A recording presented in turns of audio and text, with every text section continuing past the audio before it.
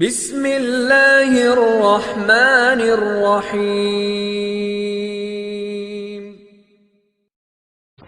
دین کے کام کرنے میں حالات آتے ہیں، ناگوار حالات آتے ہیں، رکاوٹیں آتی ہیں، تکلیفیں آتی ہیں، مخالفتیں ہوتی ہیں کہ ہاں یہ ہوگا۔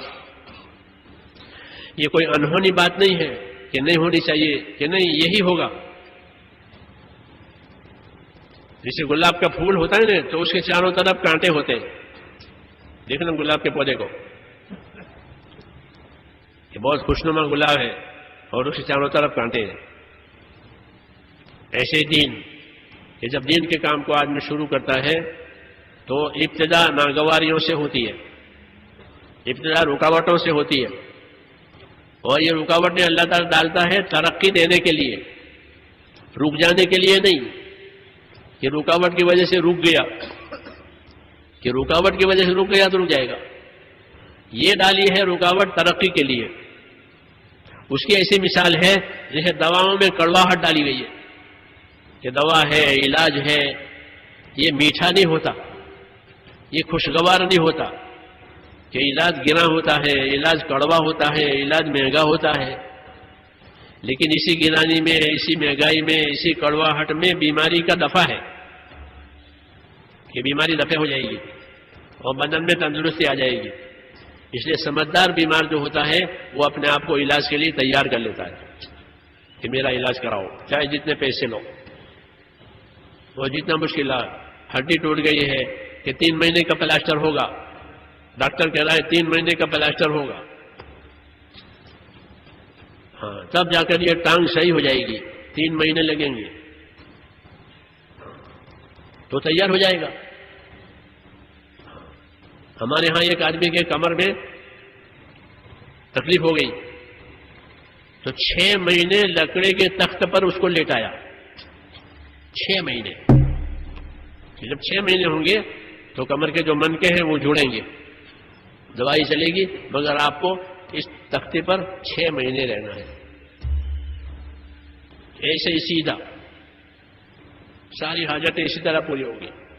تو 6 مہینے انہوں نے اس طرح لکڑی کے تختے پر گزارے اور وہ جڑ گئے، پھر چلتا پھرتا ہو گیا۔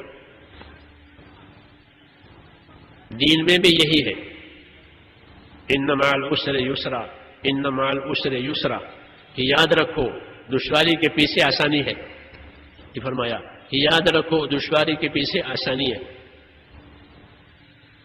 مولانا محمد یوسف رحمۃ اللہ علیہ فرماتے تھے کہ دین حق ہے اور حق کی ابتدا ناگواریوں سے ہوگی اور اس کی انتہا کامیابیوں سے ہوگی۔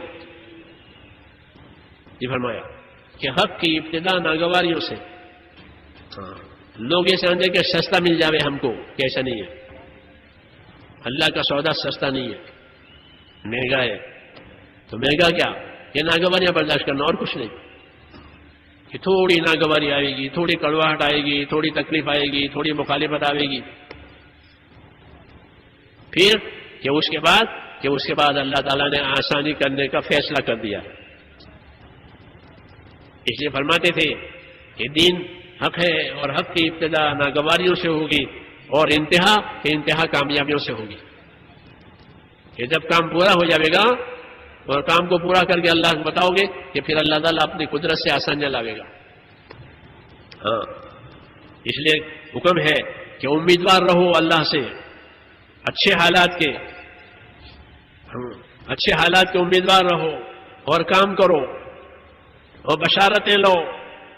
حدیث پاک میں ہے بشارت لو، ابشروا واملوا ما یسرکم، حدیث پاک میں ہے کہ ابشروا واملوا ما یسرکم، بشارتیں لو، اللہ بشارتیں سناتے ہیں، خوشخبریاں دیتے ہیں، فضیلتیں سناتے ہیں کہ بس یہ فضیلتیں لو، یہ بشارتیں سنو اور امیدوار رہو اللہ تعالیٰ سے اچھے حالات کے، کہ اللہ تعالیٰ اچھے حالات لاوے گا اور ایسے حالات لاوے گا کہ جو تمہیں خوش کر دیں گے، یہ فرمایا۔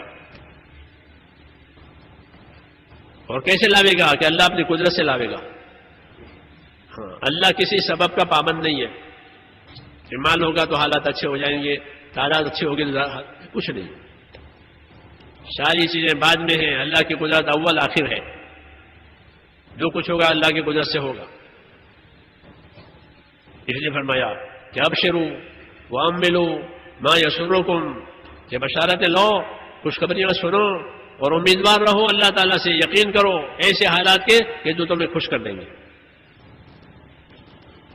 یہ آدمی کو وہ ملے گا جو اس کی محنت ہوگی. یہ فرمایا آدمی کو وہ ملے گا جو اس کی محنت ہوگی. لیس للانسان الا ما سعى، کہ آدمی کے لیے کچھ نہیں ہے سوائے اس کی محنت کے. اس لیے اپنی محنت کو اللہ کے حکموں پر لگانا ہے.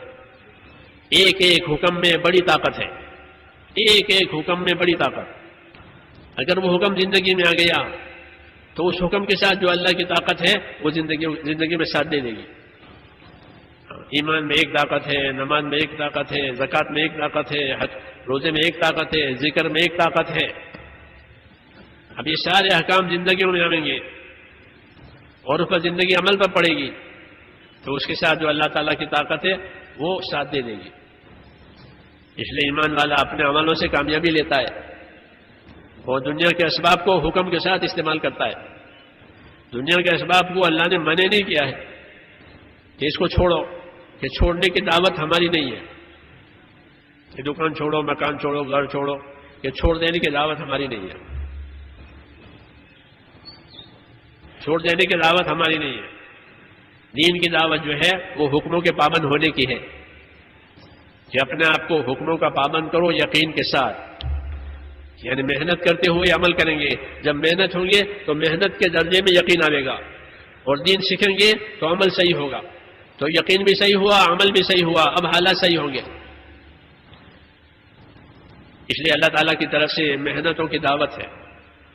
ہاں کہ تھوڑے ناگوار حالات آئیں گے کہ حالات کو برداشت کر لو.